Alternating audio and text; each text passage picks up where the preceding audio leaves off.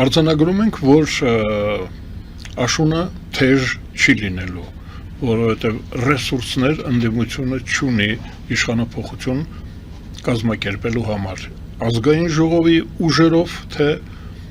փողոցի ուժերով, այսինքն դա նշանակում էր, որ ընդդիմությունը հաշտվեց իր կարգավիճակի հետ, պայքարը դադարեցվում է, եթե նրանք մտնում են ազգային ժողով, ազգային ժողովի այդ ռեսուրսներով, այդ մարտական ոգով, որ իրենք ունեն, նրանք այնտեղ դեկորացիա են լինելու, լեգիտիմացնող ուժ են ազգային ժողովի, որ իրենց ֆունկցիան դառնալու է լեգիտիմացնել, օրինականացնել ազգային ժողովի գործունեությունը, ուրեմն մենք արդեն ընդունում ենք կարճ ասած կապիտուլյացիան, հանձնվեց ընդդիմությունը։ Դա ռազմավարություն է, թե հրահանգի կատարում է։ Հրահանգ չեկավ, ավելի ճիշտ պայքարի հրահանգ եւ ռեսուրսներ չեկան, որովհետեւ եթե գար պայքարի հրահանգ եւ ռեսուրս, ուրիշ լեզվով խոսեին, ասեք չէին ընդունի մանդատները, դրանից բացի հաջորդ էշալոնները ագենտուրայի, համակիրների, դրսի ուժերի, ասենք Ռուսաստանի ներկայությունը, շահերը պաշտպանող ուժերը, նրանք փողոց դուրս կգային եւ նրանք ունեն, մենք հիշում ենք 1996 թվականի սեպտեմբեր ամիսը, տեսեք ինչ միավորումներ ստեղծվեցին, իրար ատող ուժերը միավորվեցին, ազգային ժողովը, կենտրոնական ընտրական հանձնաժողովը գրավեցին, մենք ունենք նախադեպ, գիտենք, երբ հրահանգը գալիս է, ռեսուրսները տրամադրվում են, ազգային ժողովը գրավում է, կամ ինչի՞ չէ, 18 թիվը այս վերջերս 2018 թվականին էլի ռեսուրսներ կային, հրահանգ կար, իմիջիալուստ եւ ներսից եւ դրսից, ազգային ժողովը գնաց ինքնալուծարման, դրսից կար ճնշում, դրսից փողոցից ճնշումը եւ ներսից հրահանգ եկավ լուծարվել, հանձնվել։ Հիմա այդպիսի հրահանգ չկա, հանձնվելու հրահանգ էլ չկա, սա ինքնաբուխ մի բան էր, շփոթված են, չգիտեն ինչ անեն, հանձնվեն, չհանձնվեն, ընդունեն, վերցնեն այդ կորոշկա, որն է այդ թուղթը, կորոշկա, դա վերցնել, չվերցնել, գնալ, չգնալ, ինչ վարքագիծ պետք է ունենան։ Իսկ գուցե բալանսը, այդ հավասարակշռվածությունը ուժերի, որոնք այժմ ներկայացված են ազգային ժողովում, բավարարում է։ Ում։ Այդ ումի մասին էինք մենք պարտության, այո, նա ով հաշտվում է պարտության հետ, նրան բավարարում է։ Ոչ ոք պարտված իրեն չի համարում, գուցե։ Համարելով հա չի։ Գուցե վճիռներ կայացնող ուժ կա, վճիռ կայացնող ուժ կա։ Հրահանգ ինչու չեղավ այդ դեպքում, եթե դուք հրահանգ չեղավի տարբերակը ընտրեցիք։ Դիմադրությունը շատ մեծ էր, այսինքն հրահանգ եթե լիներ նշանակում է մինչև վերջի կաթիլը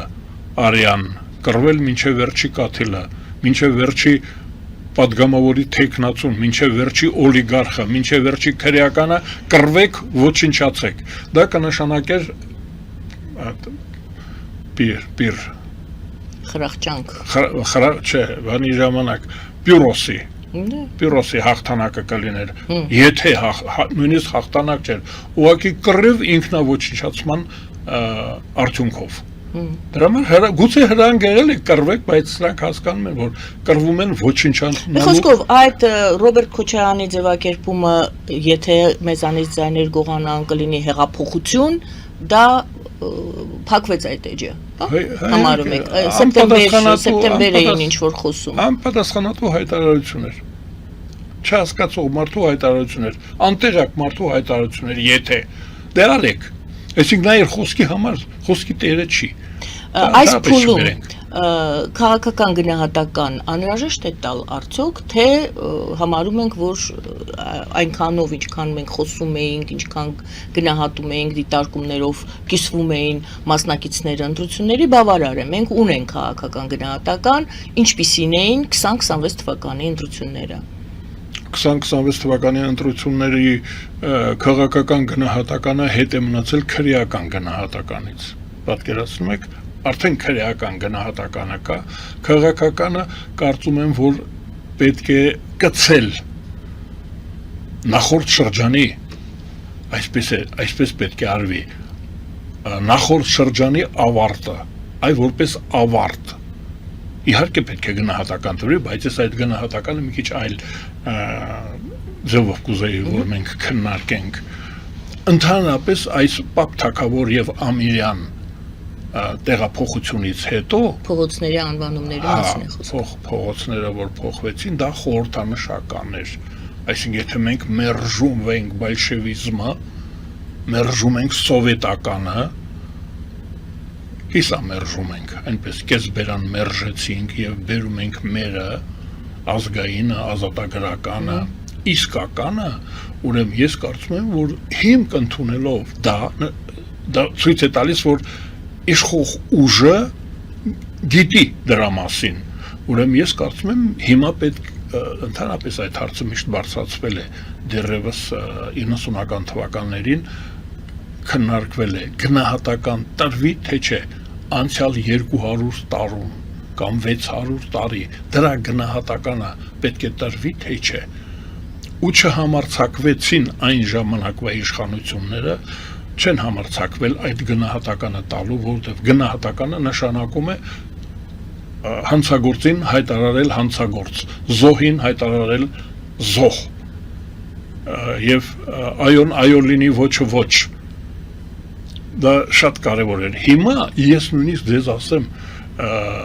Ռուսաստանը ՌՖ-ը այդպիսի հանձնաժողով ստեղծեց, այդ գնահատական տվող հանձնաժողով ստեղծեց Շախրայ, այդպիսի մի քաղաքական գործիչ կար, կոչվում էր Շախրայի հանձնաժողով, նախագահ Շախրայն էր։ Նա մի քանի տարի աշխատեց այդ հանձնաժողովը ու Ռուսաստանը սարսափեց իր կենսագրությունից, այ Ռուսաստանը կանգնեց հայելու առաջ եւ սարսափեց այդ տգեղությունից ու հանգցրեցին, դա ոչ թե դարձրեցին օրենք կամ որոշում, Գոսդումայի որոշում, այլ սարսափած Ռուսաստանը իր կենսագրությունից, իր 70-ամյա կենսագրությունից այնքան վատ զգաց, որ հանգցրեց, որոշեց, որ քաղաքական գնահատական պետք է, բայց նախադեպ որպես դա շատ հետաքրքիր է, հիմա մենք հայտարարում ենք, եթե մենք հնարավորություն ունենանք, երևի ես փորձեմ դա ձևակերպել, օգտվելով իմ սովետական ծագումից, ուրեմն մենք հիմա ասում ենք, այս ազգային ժողովը որևէ առաքելություն պետք է ունենա, օրինակ նախորդը ուներ, դրա նախորդը նույնպես ուներ առաքելություն, տեսեք, ինչ հետաքրքիր բաներ են, մենք կարող ենք ազգային ժողովներն իրենց մականուններով, դա առաքելություն չասել, կլիչկա, օրինակ նախորդ ազգային ժողովը, Ալեն Սիմոնյանի ազգային ժողովը, Եվրաքվեի այդ քաղաքացիական նախաձեռնությունը դարձրեց օրենք, Եվրոինտեգրացիայի, այսինքն ինչով կհիշվի նախորդ ազգային ժողովը, որը դեռ կա, վերջանում են օրերը, դա օրենք ընդունեց Եվրոինտեգրացիայի մասին, դա Ալեն Սիմոնյան կարելի է գրել, տապանակարի վրա էլ թող գրեն Եվրոինտեգրացիա, եթե այլ բաներ չանի, դրանից առաջ կար մի ազգային ժողով, որ ինտեգրվեց, այսինքն զրկեց Հայաստանը ինքնիշխանությունից Եվրազիական միությանը, Մաքսային միությանը, այդպիսի ազգային ժողով ենք ունեցել, եւ իմ մականուններից մեկը Գերագույն խորհրդի պատգամավոր եւ անկախություն հռչակած ազգային ժողով ենք ունեցել մենք, պետականություն ձևավորած ազգային ժողով, հիմա ես շանս տեսնում եմ, որ այս ազգային ժողովը արդեն դեռ չսկսած իր աշխատանքները մի փոքր օրակարգ ունի, դա գնահատական տալն է, ռուսական դարաշրջանի, ռուսական էպոխայի գնահատականը, ցարական ժամանակներից, գուցե սկսենք Եկատերինայից, սկսենք այդ ժամանակներից եւ գնահատականը, ինչ տեղի ունեցավ, ինչ դեր կատարեց Ռուսաստանը հայ ժողովրդի կյանքում։ Դա մեծ մասշտաբով կարելի է այդպիսի հանձնաժողով ստեղծել, հանձնաժողովը թող դրանով զբաղվի, բայց որպեսի շատ ծանր բեռ է, դա շատ ծանր է, 200 տարվա սկսենք Խաչատուր Աբովյանից ու գանք հասնենք մինչև մարտի 1-ը։ Բայց թացը չորից, եթե չկարողանան ճիշտ տարբերել, Տեսեք, եթե ճիշտ գնահատական չտրվի, դա շատ վտանգավոր է։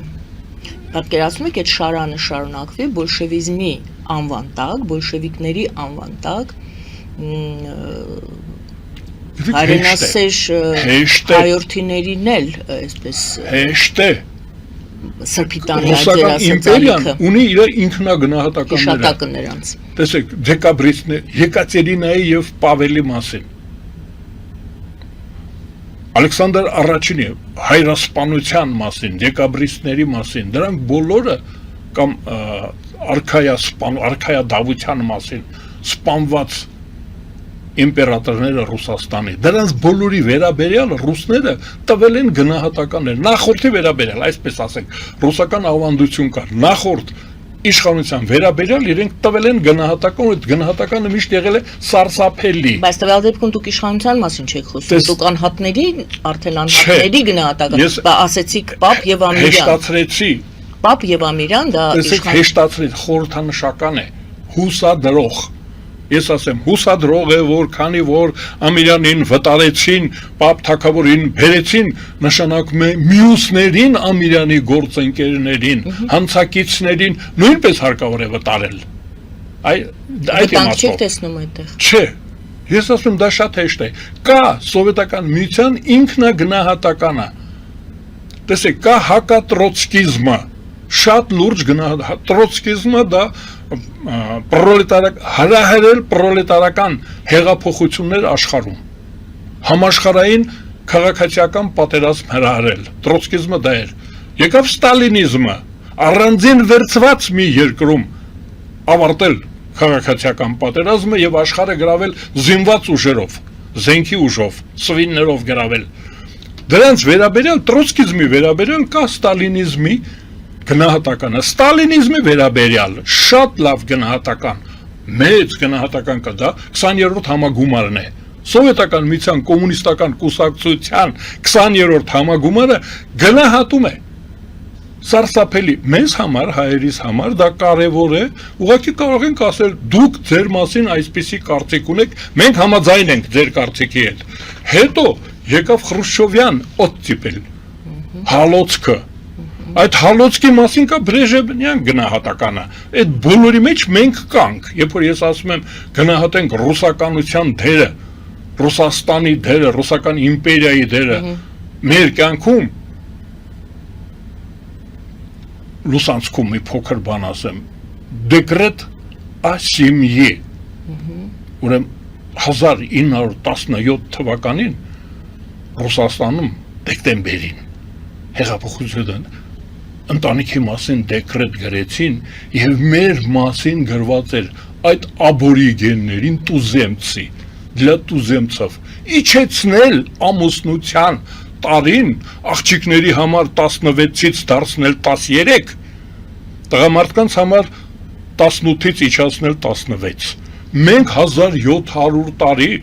հայ ժողովուրդը, ես ուզում եմ համեմատենք, ուր ենք ընկել մենք, շատ առաջադեմ այդ դեկրետը մեր համար դեգրադացիոն դեկրետ էր, մեր մոտ Արշակ երկրորդի ժամանակ հրովարտակ է եղել, աղջիկը պետք է ամուսնանա առնվազն 16 տարեկանից հետո, 16 տարեկանից պակաս տարիքում աղջկան ամուսնացել է նշանակում սեռական բռնություն, մենք այդպիսի 1700 տարի առաջ այդպիսի օրենք ենք ունեցել, գրավոր կա այդ օրենքը, դուք պատկերացուք մեզ, մեր գնահատակը բոլշևիկների, մեզ որպես տուզեմցի, նախադասությունը ես հիշում եմ, տուզեմցի, տեղաբնիկներին 13 տարեկանից թող աղջիկներին ամուսնանան, 16 տարեկանից էլ տղաներին, այսինքն գրանցվի ամուսնությունը քաղաքացիական ԶԱԳՍ-ում, ես ասում եմ թե ուր Այսինքն ենք բոլոր հարցերում դուք ընկել համարում ենք եք մենք։ հետնահանջ ենք ունեցել։ Դե տեսեք, ես ասում եմ, մենք 1700 տարի առաջ օրենք ենք ունեցել արքայական հրաման։ Հասկանալի։ Հիմա պատկերացրեք Ռուսաստանի ինքնագնահատականները, այ ռուսականության, տեսեք, ես ես կասեի օրինակ Գրչակովի հրամանները, հանել հայկական հարցը Եվրոպա, որտեղ Եվրոպան ամեն անգամ գալի ասում էր մենք ճանաչում ենք հայ ժողովրդի պետության իրավունքը, որովհետև իմպերատորները Հռոմի, Գերմանիայի, Ֆրանսիայի թագավորը, Բրիտանիայի թագավորը, Իսպանիայի, Ավստրո-Հունգարիայի իմպերատորը, Բյուզանդիայի իմպերատորը ճանաչել են, Ալեքսանդր Մակեդոնացին ճանաչել է հայ ժողովրդի պետության իրավունքը որպես դաշնակցի, ոչ թե որպես պրովինցիայի, այ հայկական պետության հայ ժողովրդի կարգավիճակի օրիգինալությունը, առանձնահատկությունը, որպես պրովինցիա չեն ճանաչել մեզ, բացի ռուսներից։